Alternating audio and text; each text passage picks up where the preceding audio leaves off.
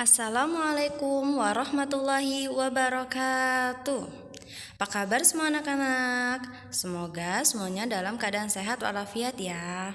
Nah, sebelum kita memasuki pembelajaran pada hari ini, langkah lebih baiknya kita berdoa terlebih dahulu agar ilmu yang kita pelajari bermanfaat di dunia maupun di akhirat. Yuk kita baca doa bersama-sama. Bismillahirrahmanirrahim. Raditu billahi rabba wa bil islami dina wa bil muhammadin nabiyya wa rasulullah. Rabbi zidni ilma warzuqni fahma. Amin. Nah, anak-anak, itulah tadi kita sudah membaca doa sebelum belajar. Nah, sebelum kita mempelajari materi pada hari ini, yaitu bab 7, iman kepada qada dan qadar. Nah, Ibu mau nanya, masih ada yang ingat gak materi minggu lalu? Iya, jadi materi minggu lalu itu adalah kita telah mempelajari surah Al-Maidah ayat kedua sampai dengan ketiga. Nah, ada yang masih ingat gak apa arti surah Al-Maidah? Ya, surah Al-Maidah artinya hidangan. Nah, surah Al-Maidah berisi tentang anjuran bersikap toleransi dan tolong-menolong dalam kebaikan. Nah, selanjutnya pada hari ini kita akan mempelajari iman kepada qada dan qadar. Nah, sebelum kita mempelajari materi pada hari ini, silahkan kalian simak video yang Ibu tayangkan ya.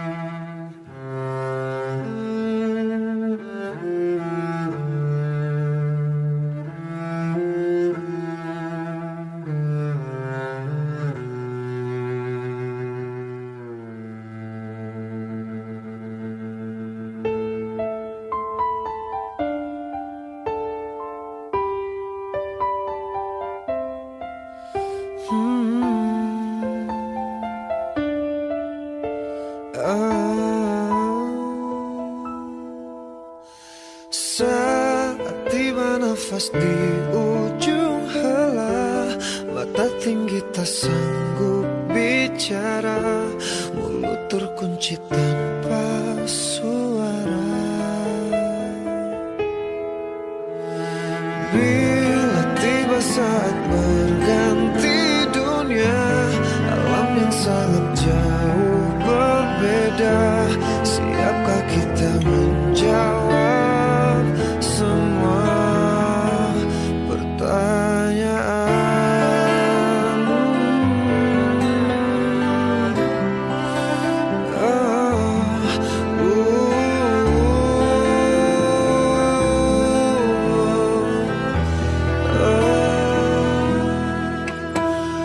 Bila nafas akhir berhenti sudah, jantung hati pun tak berdaya, hanya menangis tanpa suara.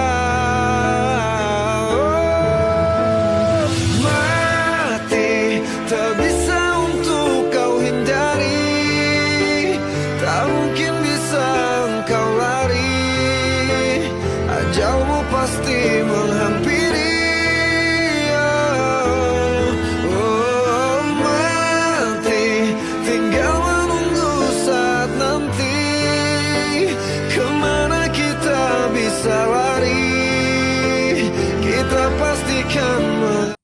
Nah, anak-anak, setelah kalian melihat video yang Ibu tayangkan tadi, apa yang bisa kalian dapatkan dari cerita tersebut? Dari video tersebut? Iya, jadi pada tayangan video tersebut menceritakan bahwa tidak ada suatu perbuatan atau kejadian yang terjadi tanpa kehendak Allah. Contohnya tadi tsunami. Nah, pada hari ini kita akan mempelajari iman kepada qada dan qadar. Nah, terlebih dahulu kita harus mengetahui anak-anak bahwa qada dan qadar merupakan rukun iman yang keenam Nah, iman merupakan suatu keyakinan. Di sini kita akan mempelajari pengertian qada dan qadar. Nah, qada secara bahasa artinya hukum, ketetapan dan perintah Allah Subhanahu wa taala. Sedangkan secara istilah, ketetapan Allah yang telah ada sejak zaman azali dan tidak dapat diubah oleh manusia. Nah, sedangkan qadar secara bahasa yaitu kepastian, peraturan dan ukuran Allah Subhanahu wa taala. Nah, menurut istilah yakni perwujudan dari qada atau ketentuan ketetapan Allah Subhanahu wa taala yang sudah terjadi pada makhluknya dalam kadar tertentu dalam kurung takdir. Nah, qadar atau takdir dibagi menjadi dua ya. Yang pertama, takdir mubram yang artinya takdir yang tidak bisa diubah oleh usaha dan doa manusia. Dan yang kedua, takdir mu'allaq, artinya takdir yang bisa diubah oleh usaha dan doa manusia. Anak-anakku, Allah Subhanahu wa taala telah berfirman di dalam Al-Qur'annya yakni surah Al-Ahzab ayat ke-17 yang bunyinya A'udzu billahi minasyaitonir rajim. Bismillahirrahmanirrahim. Qul man dzalladzi ya'simukum minallahi in arada bikum su'an aw arada bikum rahmah. ولا يجدون لهم من دون الله وليا ولا نصير. Shadaqallahul azim, yang artinya katakanlah siapakah yang dapat melindungi kamu dari ketentuan Allah jika dia menghendaki bencana atasmu atau menghendaki rahmat untuk dirimu, mereka itu tidak akan mendapatkan pelindung dan penolong selain Allah. Jadi anak-anak, kita harus mengimani atau percaya kepada qada dan qadar karena qada dan qadar adalah ketentuan dan ketetapan dari Allah Subhanahu wa taala. Nah, selanjutnya Ibu akan memberikan contoh qada dan qadar. Anak-anak, silakan kalian perhatikan gambar berikut. Gambar slide pertama merupakan contoh dari qada dan gambar slide kedua merupakan contoh dari qadar. Nah, anak-anak, berikut merupakan contoh dari qada dan qadar. Contoh dari qada yang pertama, adanya kematian setiap makhluk hidup. Jadi, setiap makhluk hidup itu pasti akan mengalami kematian. Dan yang kedua, adanya pergantian siang dan malam. Bayangkan kalau setiap hari kita malam terus. Dan yang ketiga, perputaran bumi, bulan, planet pada porosnya. Dan yang keempat, matahari terbit dari sebelah timur dan terbenam dari sebelah barat, merupakan contoh dari qada dan qadar, ketetapan yang sudah pasti. Nah, selanjutnya contoh dari qadar. Nah, anak-anak, adapun contoh dari qadar yakni takdir. Yang pertama, contoh dari takdir mubram yaitu takdir yang tidak bisa diubah. Nah, yang pertama yaitu jenis kelamin laki-laki dan perempuan. Yang kedua, contohnya Ani lahir sebagai anak Ibu Feni. Dan yang ketiga, kamu lahir sebagai suku Batak, Jawa, Bugis dan lain-lain. Dan contoh takdir mu'allaq. Yang pertama, orang yang tidak pandai menjadi pandai dengan belajar sungguh-sungguh. Dan yang kedua, kita ingin meraih cita-cita maka harus berdoa dan berani berjuang, berusaha. Dan yang terakhir, jika kita ingin menjadi penghafal Al-Quran maka harus rajin menghafalnya dengan serius. Nah, anak-anak, itulah tadi penjelasan mengenai iman kepada qada dan qadar.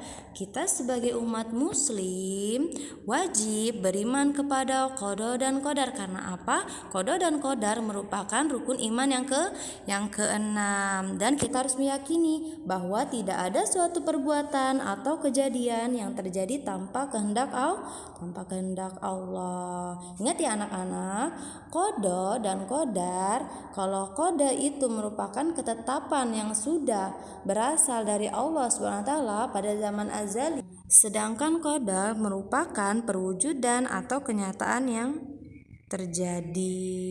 Nah, anak-anak, takdir tadi dibagi menjadi dua macam ya. Takdir mubram, yaitu takdir yang tidak bisa diubah. Contohnya tadi jenis kelamin. Dan yang kedua yakni takdir mu'allaq yang bisa diubah. Contohnya tadi orang yang tidak pandai bisa menjadi pandai dengan belajar dengan sungguh-sungguh dan giat. Nah, anak-anak, demikianlah pembelajaran kita pada hari ini. Semoga apa yang kita pelajari hari ini bermanfaat di dunia maupun di akhirat. Marilah kita tutup pembelajaran hari ini dengan mengucapkan hamdalah. Alhamdulillahirabbil alamin. Astaghfirullahalazim. Ibu akhiri, wassalamualaikum warahmatullahi wabarakatuh.